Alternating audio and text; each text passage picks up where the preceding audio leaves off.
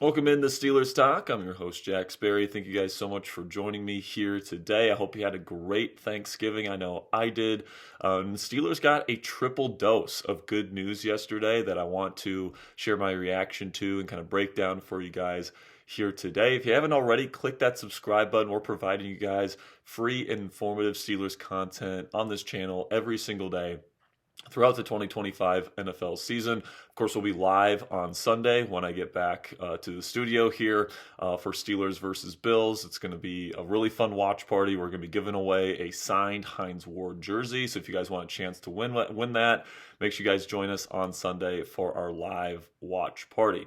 But I want to kind of dive into some of the good news that Steelers fans got on Thanksgiving, while you guys were eating your turkey and, your pumpkin pie and all that stuff, the Steelers didn't have to move a muscle, and their positioning in the AFC playoff picture improved. All right. So first of all, last night, the Baltimore Ravens lost to the Cincinnati Bengals pretty convincingly, actually. They lost by 15 points to the Bengals last night, and it was kind of shocking because the Bengals defense is not very good at all. The Ravens only scored 14 points on the day. They had a whopping 5 turnovers against that defense, and it's kind of a continuation of the struggles that we have seen from the Ravens offensively ever since Lamar Jackson returned to the lineup. Lamar just doesn't look like, his normal MVP caliber self at this point.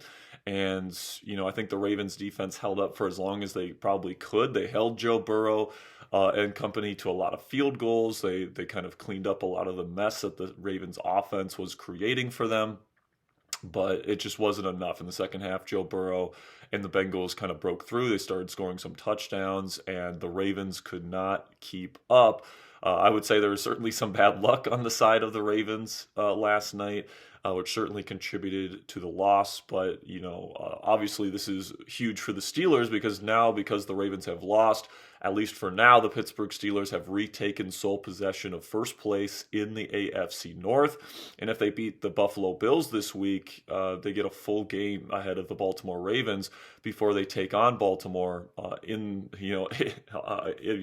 at M&T Bank Stadium next week, and what's going to be a big rivalry matchup. And, my takeaway from yesterday's game with the Ravens and Bengals was that, first of all, the Bengals are not out of this race, right? They're only, they're 4-8, and they've got 2 tough games in a row here. They got the Bills and then the Ravens again. But after that, they finished the game with 3 very beatable opponents. So if they can beat the Bills next week, which I would say is not impossible, I would probably still pick the Bills to beat the Bengals. But, you never know with Joe Burrow. That Bengals team could go on a run there at the end of the season, just like we saw them go on last year. So the Steelers certainly have to watch out for them.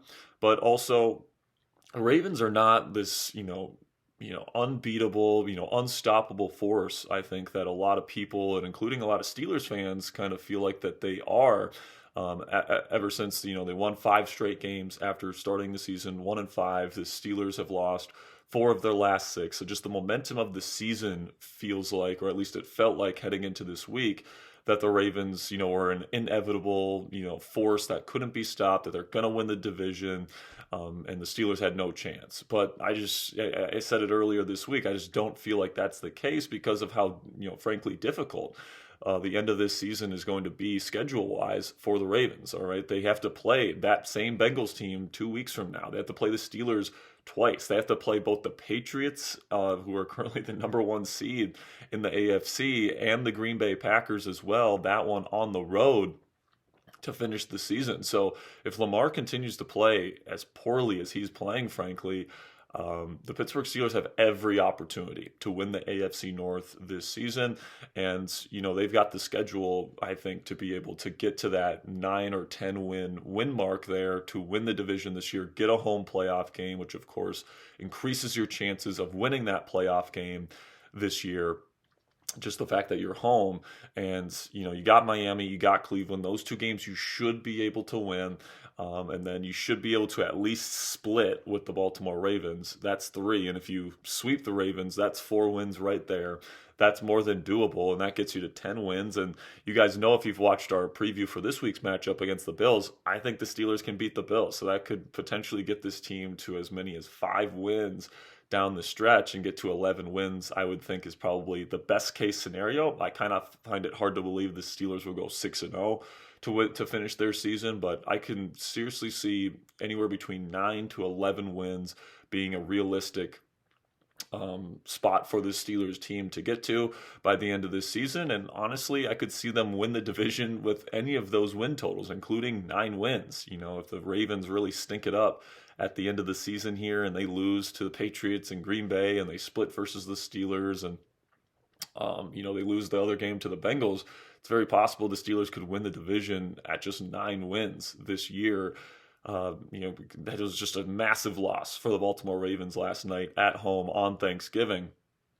And then another thing that helps the Steelers in the AFC playoff race, this time in the wild card race, is that the Cowboys beat the Kansas City Chiefs. And now the Chiefs are 6-6. And they pretty much can only take about one more loss and realistically still have a chance to make the NFL postseason this year. Obviously they got Patrick Mahomes, who's honestly playing at a really high level, but it seems like they used all of their luck in late game situations on last season, because this year they're 1-6 in one score games. So Chiefs are definitely down bad right now. That certainly helps the Steelers' case to potentially sneak in to the NFL postseason this year. Let's say if the Ravens and Steelers both finish the year 10-7, the Steelers certainly could potentially have the tiebreaker over the Buffalo Bills and potentially others. And if Kansas City's not in that discussion and they finish 9-8, obviously that helps out the Steelers' chances of making that wild card position there at the end of the season. But honestly, the bigger one right there, obviously, is that the Bengals beat the Ravens, and now the Steelers are back with sole possession of first place in the AFC North, at least for now. It's going to be interesting to see how the rest of the season plays out in that regard, especially because I've been saying it for weeks, guys. It feels like the division is going to come down to that final game of the year at Acrisure Stadium, Steelers versus Ravens. That feels like it's going to be an early playoff game for those two teams, and the winner will probably get a home playoff game. The loser will probably be booted out of the playoff picture entirely. So that feels like it's going to be an absolutely massive matchup. But hopefully the Steelers can maybe even have the division locked up by then. I guess we'll see what they can do in the weeks to come, if they can handle their business against Miami, if they can handle their business against the Dolphins, if they can win next week against Baltimore and in Baltimore. Can they beat the Bills this week? Those are going to be questions that we're going to get answers to here over the next few weeks, obviously, and I can't wait to see how the rest of the season unfolds. But then some more good news we got on the injury front for the Pittsburgh Steelers heading into this week's game against the Buffalo Bills.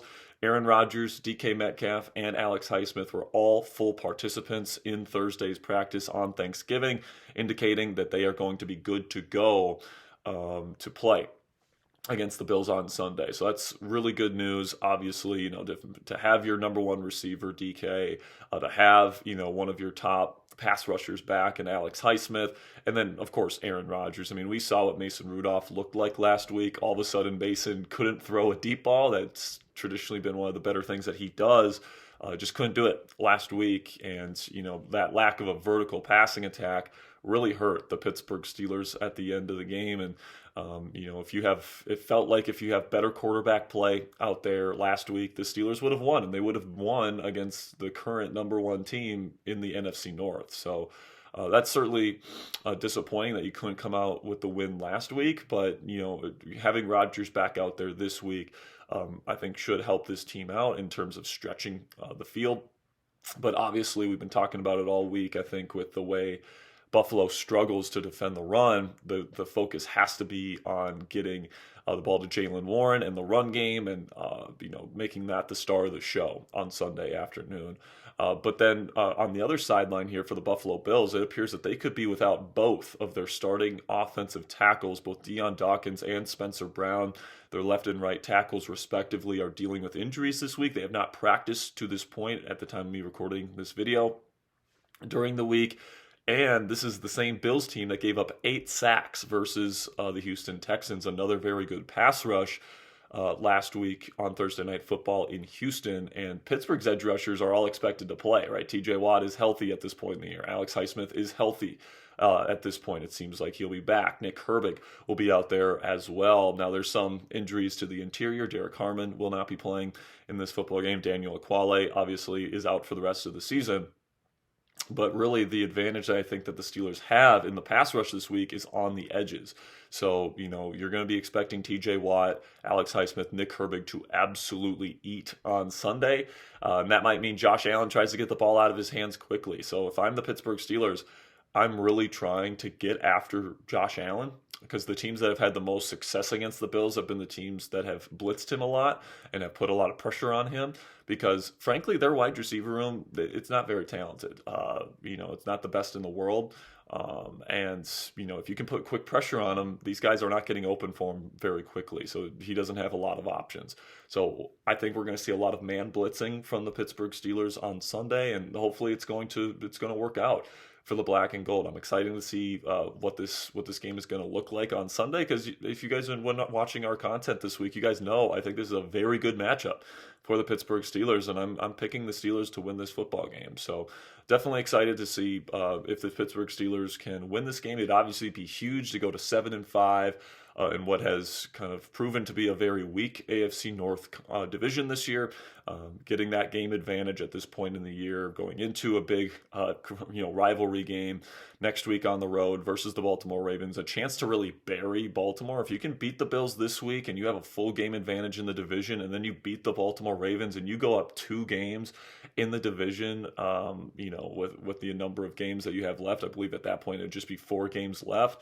I mean, that would be a massive advantage for the Pittsburgh Steelers. So everything is still in front of this team. If you can win these next 2 games, you feel really good about your chances of not only making the playoffs, but winning the division, getting that home playoff game, and having a chance to win a playoff game for the first time in a very long time. So still a lot of hope and still a lot of football in front of this football team, guys. So if you've lost hope in the Steelers football team this year, I would implore you to keep that hope, keep that spark alive. Obviously, the Steelers have some things that they need to fix if they want to be a legitimate threat in the AFC by the end of the season. But I think we've seen both the offense and the defense here in Pittsburgh play at a level at different points in the season where we're like, okay, this is what we've been waiting for. I think earlier on in the season, we're like, okay, the offense is playing well, but the defense isn't. And then, at certain points, the defense has played really well and the offense hasn't. It's about putting it all together at this point in the year. And in a very weak AFC and a very weak AFC North, I still think, this Steelers team has all the talent to be able to figure it out at the end of the season. Make the playoffs, do all those things, and then put themselves into the dance, and then potentially go on a run. Obviously, they still have to put some things together before they can legitimately do that. But I do think this team has the talent to be able to get there eventually. Guess time will tell if they actually do. All right, that's going to be it for today's edition of Steelers Talk, guys. Thank you so much for joining me here today. I'll have another Steelers Talk video come out later in the afternoon here for you guys to enjoy. But until then, guys, here we go, Steelers.